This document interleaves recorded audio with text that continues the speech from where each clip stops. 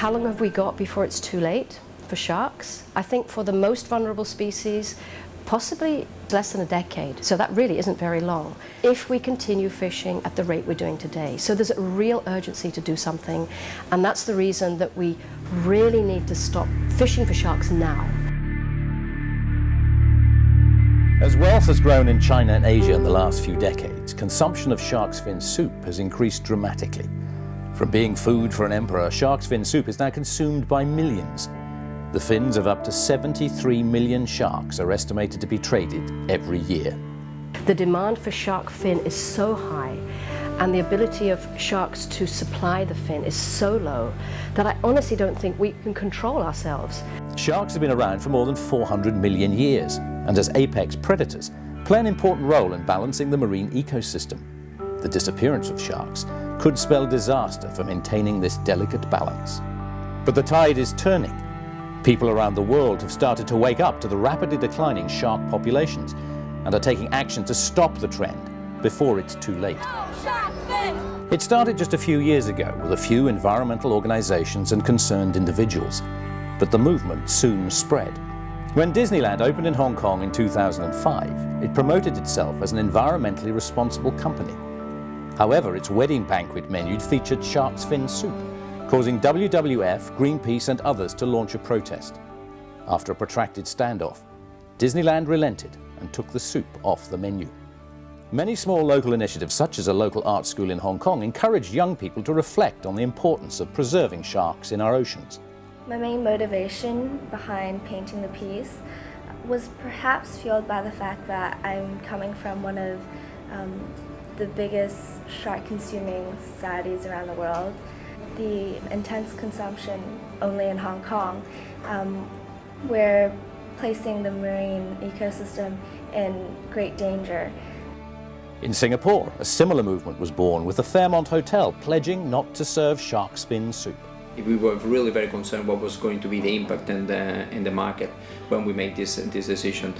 Still, we went ahead and we realized that the impact was not so bad as we were expecting at the beginning. We had to show some flexibility to a certain extent, but we could really eliminate the shark fin from all our menus. And during this period of time, I think as well, the market has matured and we are really ready to completely ban it.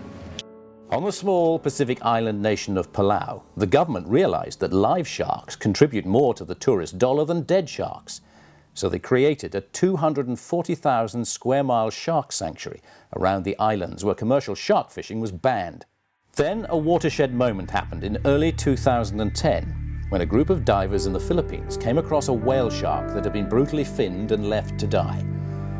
One of the divers in the group shot a video which was posted on YouTube. The video went viral. Tens of thousands of people around the world watched it in stunned disbelief.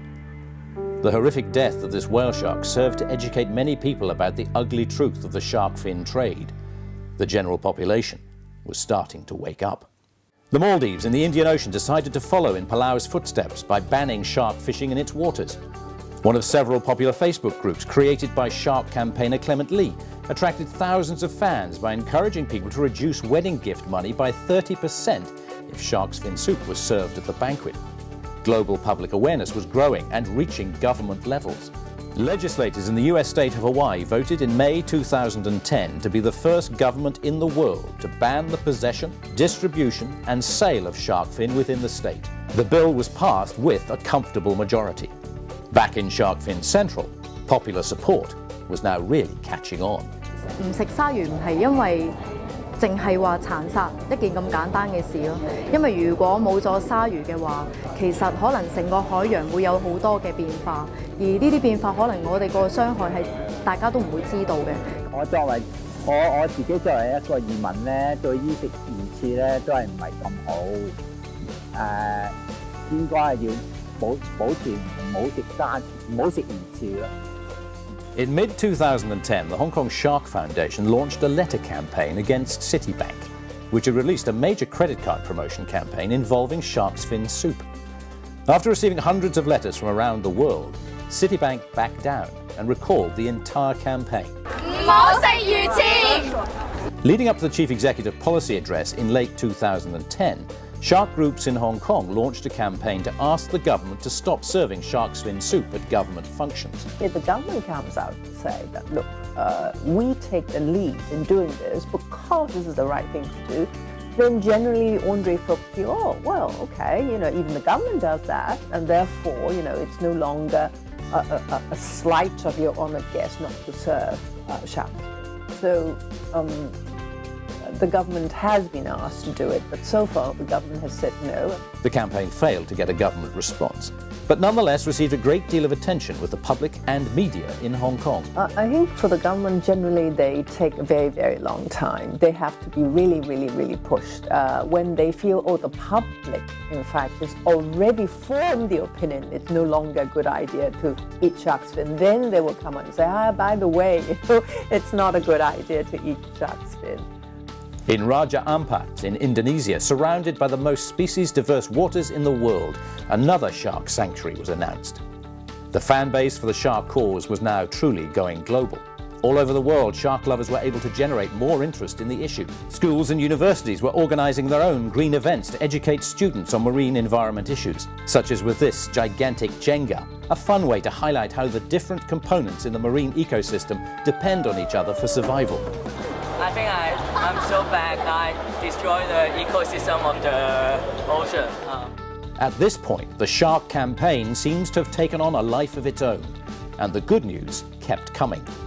Even some lawmakers in mainland China were urging the Chinese government to ban shark fin.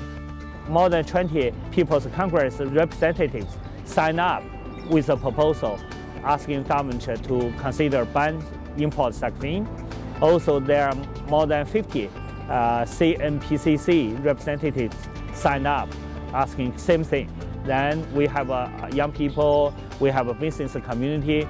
So I think the government already heard the voice. In April, an extensive study by marine conservation organisation Bloom revealed that 78% of the Hong Kong population feel that shark-free wedding banquets are acceptable. An overwhelming 85% expressed support for a ban to import shark fin to Hong Kong. News reports of new legislation was coming in thick and fast. Brantford became the first area in Canada to ban sale, possession and distribution of shark's fin. Washington State was next in line in the US to legislate against the shark fin trade. And then Oregon. In June, Honduras created a shark sanctuary. Bahamas follows Honduras to protect its dive tourist dollars too. Fiji was next in line in July 2011 to ban shark fin. Even Taiwan, one of the world's biggest traders and consumers of shark's fin, now decided to tighten fishing laws to require fishing boats to bring the whole shark to port. The legislation that has developed in many places to ensure that the whole shark is brought back, not just the fin, is a good move towards sustainable shark fishery because it will reduce the number of sharks you can take in any one fishing trip. However, from what I understand, the fishing pressure on shark populations in general is so enormous that I'm not yet convinced that it will take us to the sustainable level of fishing that we really need to be to make sure that the fisheries of sharks can continue and the populations persist. Soon after, South America joins the unstoppable changing tide, with Chile banning shark finning in its waters. In early September, after much debate and controversy, with some calling the bill racist, the Californian Senate passed the bill to ban trade, sale and possession of shark's fin in the US state. This was a huge victory, with massive impact, as California is the biggest trader and consumer of shark's fin outside of Asia. This isn't a cultural issue, this is an issue of biological limits. And sometimes discussions get mired down in that, which is a frustration because that's a distraction. It's not, it's about our relationship, human relationship with the natural world. Of equal importance because of its large Chinese population, the city of Toronto overwhelmingly voted through a ban on shark's fin in October 2011. I always talk to people saying there's some old Chinese tradition, like women bend their feet, and that had been rid of 100 years ago. So tradition and good one we really needed to keep, but bad ones we needed to throw it away. So eating shark fin is not good one. The four hands symbolize the need for it to be a united action. Like with any other global issue right now, it demands the attention of everyone on Earth. I just hope that we do it, as I said before, not because it's just marketing-wise it sells and it's nice to be green, but because we are convinced that we are doing the right thing. But it's good for the planet, it's good for everyone, and it can be done without having any significant negative impact on the results. Finally, taking a leadership role, the Peninsula Hotel Group announced they would stop serving shark fin as of January 2012.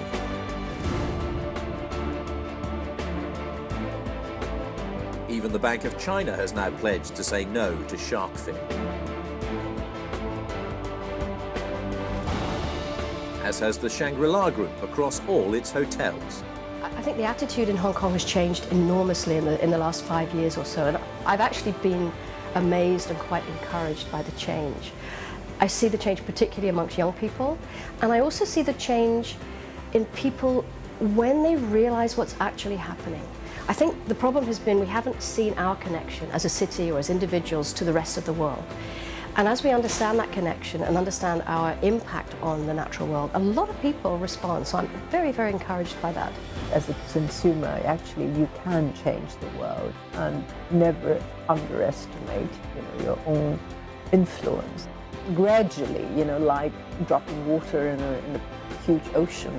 I mean, you might form a stream and then maybe a river, and later on, be able to change the world.